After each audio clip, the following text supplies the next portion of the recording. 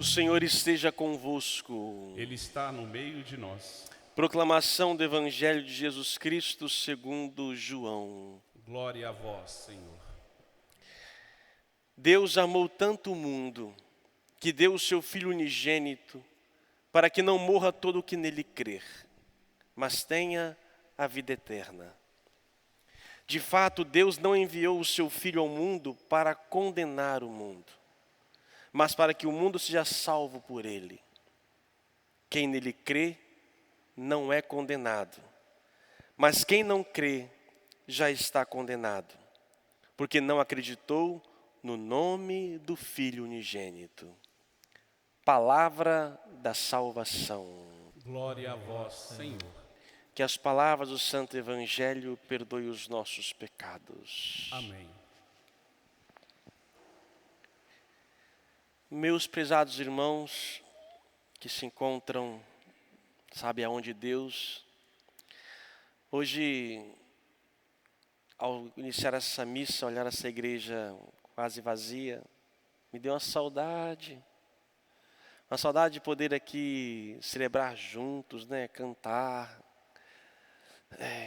Isso impacta a gente, até mesmo nossa pregação, nossa forma de orar. Mas temos que aceitar a vida, né? Temos que viver com aquilo que ela nos oferece e fazer desta vida não um momento de murmúrio, mas de reconhecer o próprio Deus. E hoje a liturgia, a igreja, na sua liturgia, ela vai nos levando e rezando o mistério da paixão de Cristo. Hoje somos chamados a refletir sobre a identidade divina. Quem somos nós para querer entender a identidade divina, a entender Deus? Mas olha a lógica da liturgia, que é interessante nós entendermos. Domingo passado, nós rezamos e celebramos a vinda do Espírito Santo. O Espírito, ele termina a revelação que até então nós não conhecíamos. Jesus, ao se encarnar nesta terra, nos ensina que Deus pode chamar de Pai. A gente não sabia disso. E para piorar a situação, ele fala que iria enviar um outro Paráclito, ou seja, um outro como ele, que seria enviado. E assim celebramos em Pentecostes a vinda do Espírito. Depois desta graça, dessa trindade ser revelada, é pelo Espírito Santo que nós recebemos pelo nosso batismo e nosso crisma, é que agora então nós vamos começar a entender a identidade, quem Deus é. Se não fosse o Espírito Santo, nós não conseguiríamos saber nada. A gente nem sabe rezar como convém, é o Espírito que ora em nós, com gemidos inefáveis, nós falamos semana passada. E esse Espírito nos dá consciência, o entendimento, sabedoria, o entendimento e ciência das coisas de Deus. Por que é importante entender sobre Deus? Primeiro, nós nunca entenderemos Deus. Deus está muito acima de nossa cabeça. É impossível essa cacholinha pequena aqui, por mais que seja cabeçudo, impossível aqui compreender a magnitude e onipotência e onisciência divina. Nós nos aproximamos de Deus. Então, mas é importante nós buscarmos esse pouco conhecimento. Por quê? Porque nós, seres humanos, fomos feitos à imagem e semelhança de Deus. Quando Deus criou a humanidade, diz o livro de Gênesis, que não quer ser um livro histórico, mas uma metáfora, podemos dizer, uma história, para dizer que Deus foi criando. Tudo que foi criado era bom, cada dia. E no sexto dia Deus criou o homem. Façamos a nossa imagem e semelhança. Que bonito ali, tem um plural. Tudo era faça-se, faça-se, faça-se. Quando chegou no ser humano diz, façamos. Há um plural nesta hora. Façamos a nossa imagem e semelhança. O ser humano é feito à imagem e semelhança de Deus. Por isso, buscar compreender um pouco acerca de Deus é buscar compreender um pouco quem somos nós, de onde viemos, para onde vamos, qual o sentido da nossa vida. Todo ano na Trindade eu falo sobre isto, dessa necessidade da nossa identidade. Hoje, mais do que nunca, estamos nos perguntando, né? Qual o sentido da vida? Essa pandemia toda tem mexido com os nossos nervos, nossos sentidos. E aí, onde está Deus? Que Deus é este? Parece que estamos há 3 meses já, né, gente? Mais, né? Começamos aqui, na nossa paróquia, dia 15 de março. 15 de março foi a nossa última missa com muita gente na igreja. Estamos para 15 de julho praticamente, de junho, e nada. Onde está Deus? Que Deus é esse que não nos ouve? Por isso é importante o conhecimento de Deus acerca e mergulhar profundamente. Antes de falar de Trindade, eu só quero pegar aqui os adjetivos, os atributos que essas 3 pequenas leituras trazem sobre Deus. Porque, gente, infelizmente tem muita gente ainda que tem uma imagem distorcida de Deus. Tem gente que a imagem de Deus foi criada na catequese há anos atrás, nunca mais veio à igreja, nunca mais leu na Bíblia, nunca mais leu um livro sequer sobre religião, mas a concepção de Deus dela está lá, agarrada, lá atrás.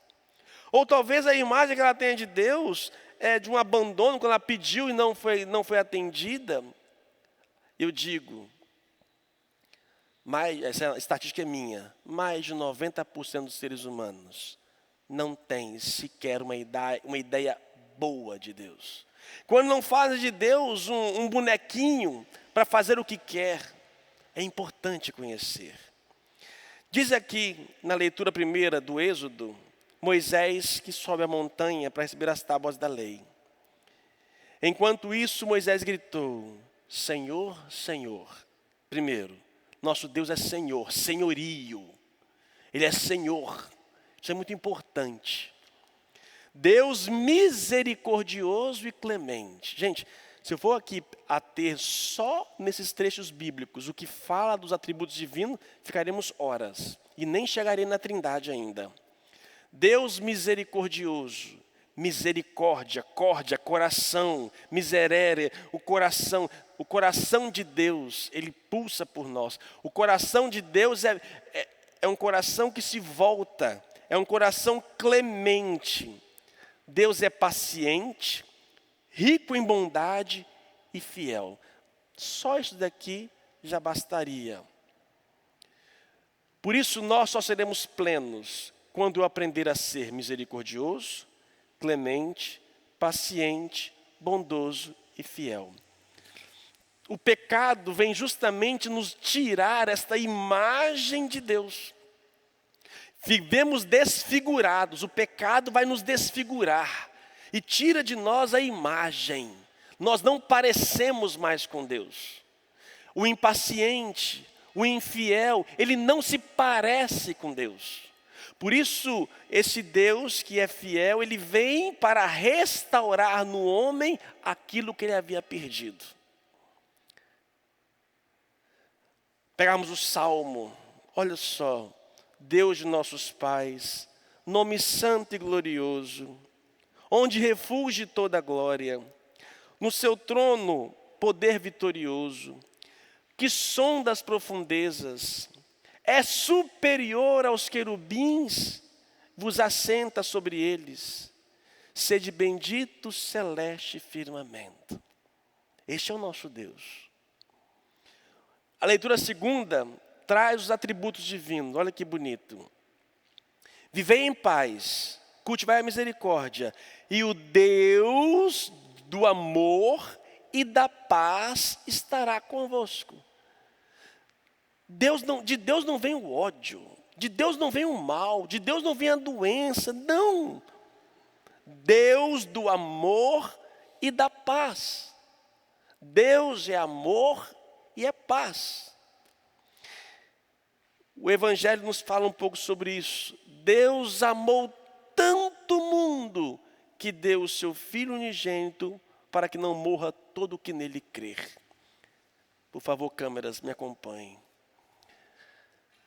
Muitas pessoas têm uma imagem errada disso daqui. E eu falo muito para vocês. Como é que Deus pode ser a ponto de dar o seu Filho e matar? Que Deus é esse que faz o seu Filho morrer na cruz por nós? Se Ele sofreu, então também nós temos que sofrer. Para.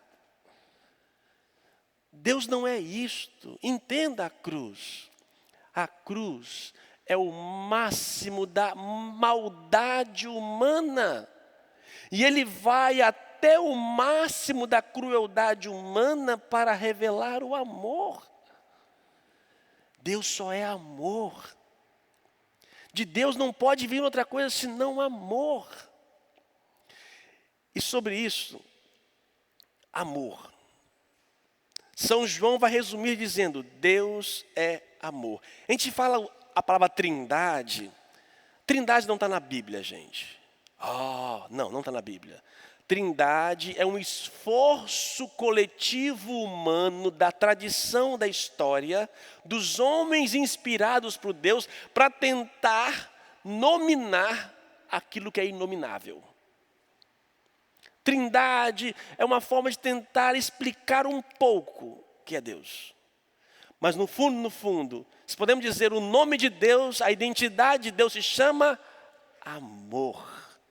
Amor. Se você quer entender a Deus, entenda o amor. Sim, são pessoas, pai, filho, isso para nós teólogos, isso é importante o conhecimento. Mas a prática, Deus é amor. O amor de Deus é infinito. E aí o problema, é importante nós conhecermos o amor, porque se nós não saberemos amar, o problema é que, lá vai eu começo nas estatísticas, 90% da população não sabe amar. Nós vivemos de migalhas. Nós achamos que qualquer sentimento, qualquer arrepio na pele é amor. Não. Eu digo para vocês sempre sobre isso.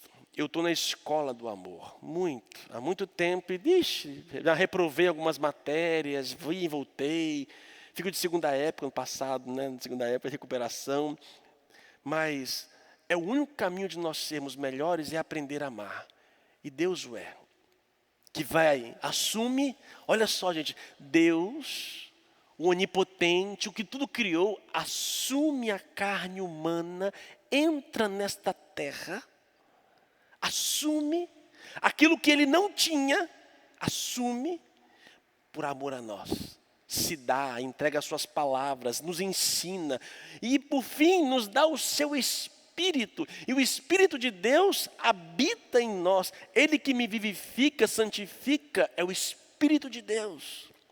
Deus ama tanto, tanto, tanto, tanto, que não tem condições de mensurar a dimensão do amor de Deus por cada um de nós.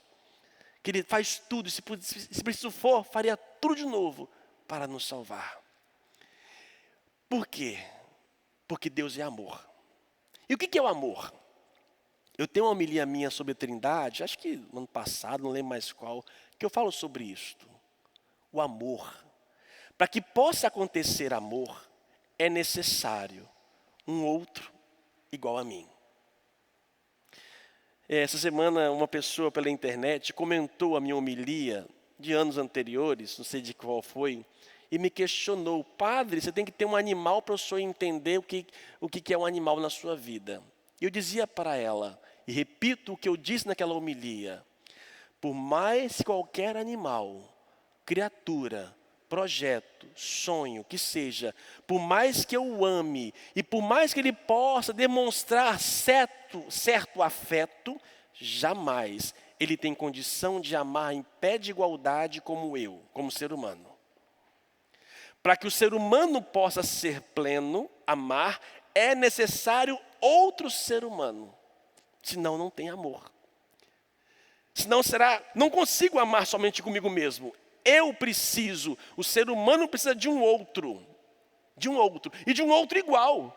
Porque se é um cachorro, se é um cavalo, se é uma árvore, se é o que seja um carro, eles não conseguem demonstrar, responder no mesmo nível que eu demonstro amor.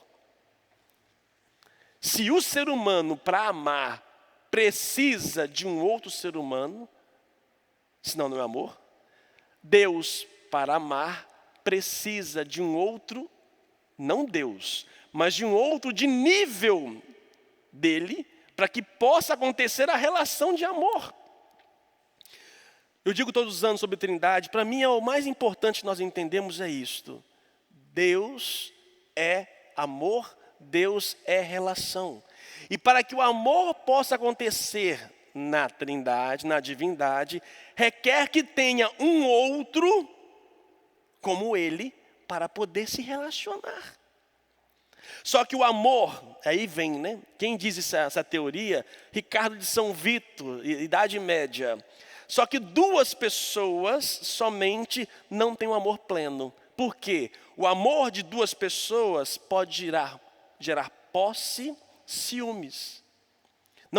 Ele não é, o amor só com duas pessoas, ele não é provado. Não dá para saber se o amor é perfeito, porque não tem um outro que provoque tal sentimento. Para que possa saber que esse amor é perfeito, coloque um terceiro.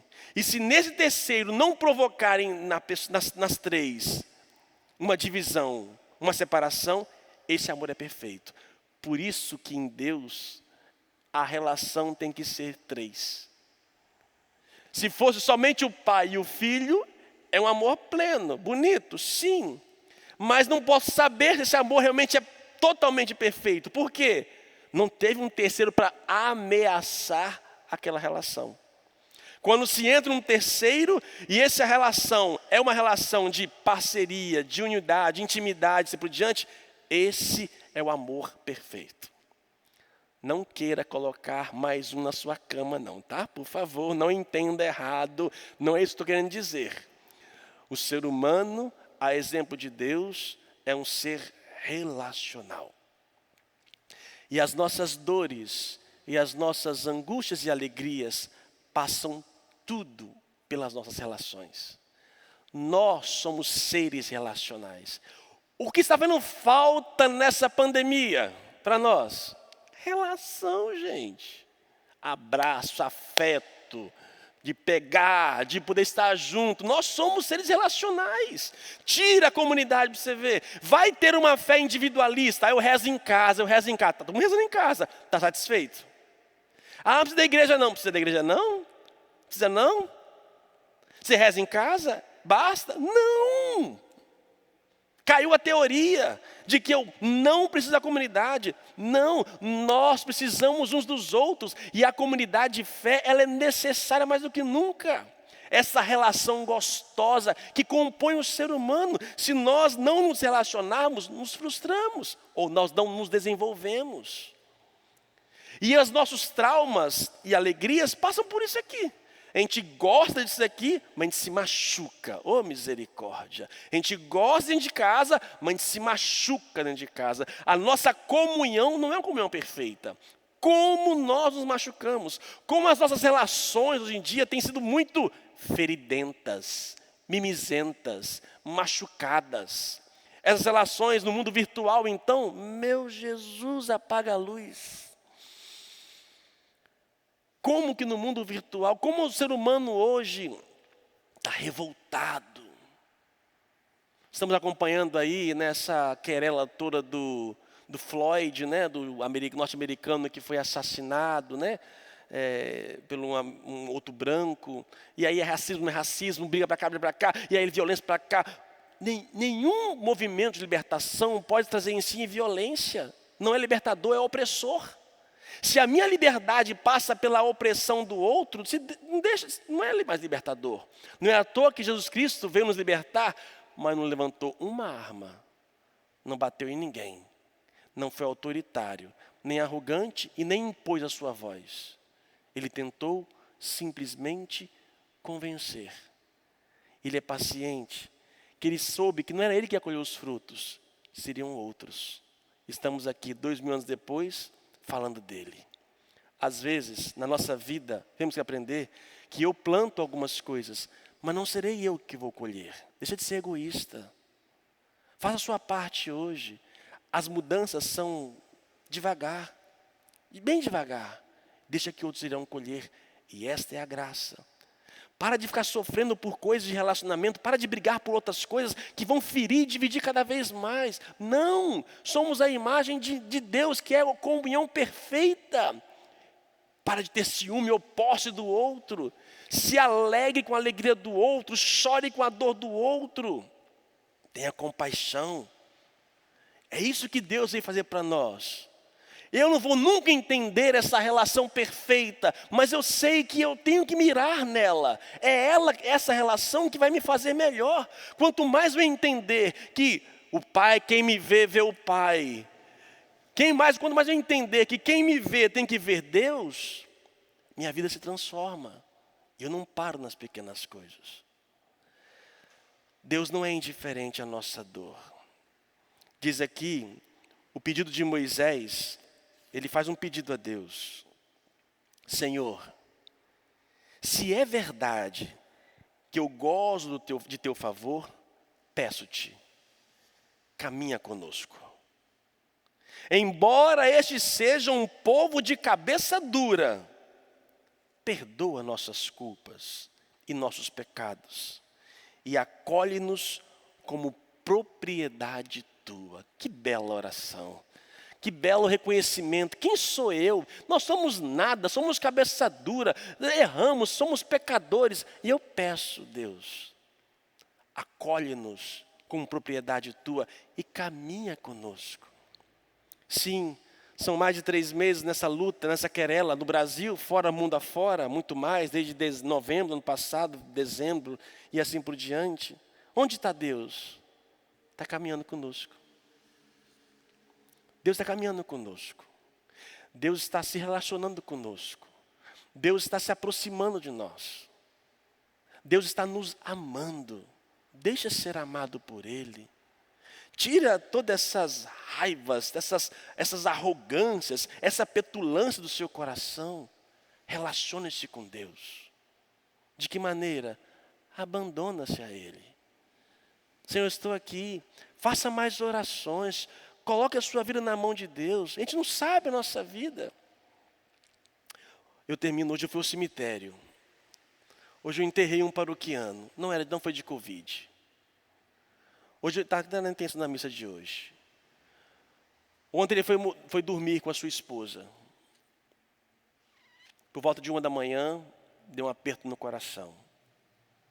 Chamou a ambulância, chegou aí para o hospital. 1h30 depois estava morto. E hoje já, por volta de 12:00, seu corpo já estava sendo velado no cemitério. Nossa vida é um sopro. Podemos hoje mesmo partir. Não deixe dívida com ninguém. Que o seu relacionamento seja em paz com as pessoas. Louvar a Deus e bendizer a Deus é isto. É ser vivo. É estar bem. Bem consigo e com as pessoas. É amar. Não deixe para amanhã o que você poderá fazer hoje. Vamos glorificar a Deus com nossas vidas. Tem uma frase que eu cito para vocês sempre. Sempre eu cito. Eu gosto muito dessa frase. Ela é do século IV. Do bispo Santo Irineu. A glória de Deus é o homem que vive. E a vida do homem consiste na visão de Deus. Essa frase para mim é belíssima. A glória de Deus é o homem que vive. E a vida do homem consiste na visão de Deus. O que glorifica Deus é o homem vivo. E a vida do homem consiste na visão de Deus. O que glorifica a Deus não somente são nossas palavras, nossos louvores, mas o que glorifica a Deus é o homem vivo. O homem vivo. Só que a vida do homem consiste em ver a Deus. A vida do homem não consiste somente em respirar nesta terra. A vida do homem consiste em ver a visão de Deus. E Jesus é a visão plena que nos revela o Espírito Santo. O Espírito nos faz entender quem Deus é. E quando eu sei quem Deus é, eu me torno vivo, porque eu quero ser como Ele. E aí eu glorifico a Deus. Que o Deus unitrino esteja no seu coração hoje e sempre. Louvado seja o nosso Senhor Jesus Cristo. Para sempre seja louvado. Creio